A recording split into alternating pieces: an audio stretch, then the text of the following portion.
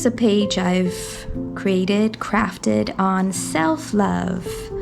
Always a big one for me, an important one for me to remind myself of, to go back to, because I'm so quick to put myself down, to judge myself, to feel guilty or get angry when I make mistakes or when I fail or when things don't work out the way that I want them to. So I come back to this one, and as a gentle, loving reminder, to me this is such an important part of self-care, is being loving and kind to myself in my words, in my actions. So here's this is kind of the way I put it together. I started with an inspiration with this photo, and she was drinking a soda pop. This is a really old magazine. And instead I covered it and I wrote self-love, like take a sip often of self-love.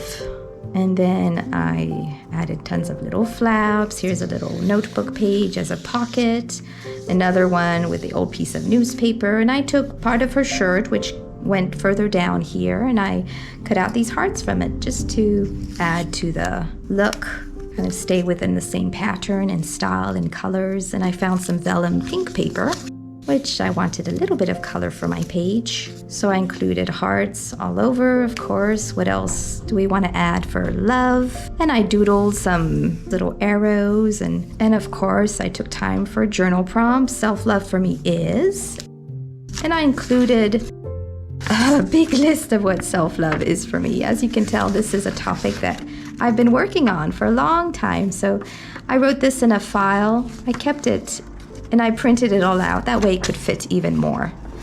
And of course, I have room to expand on the other side. I can always add to with my handwriting. And I'm keeping that here under this little flap. And then I've added little quotes around it. There's power in cultivating a more nourishing, supportive, and compassionate way of being with myself. And that's self-love. So to me, this bottle felt nourishing and supportive and refreshing. And that's what self-love is for me. Self-love is a year-round and lifelong practice, but sometimes it helps to have a special day to spark the journey. So I remind myself I did this page in February where we celebrate Valentine's. So I had my own little Valentine's Day for my own self-love. And some other questions, some other journal prompts were some benefits for myself. In some ways, I'm practicing more of this, which I just put this on a piece of paper and I printed them out again. And I went with the style of the old brown paper and again the pink vellum.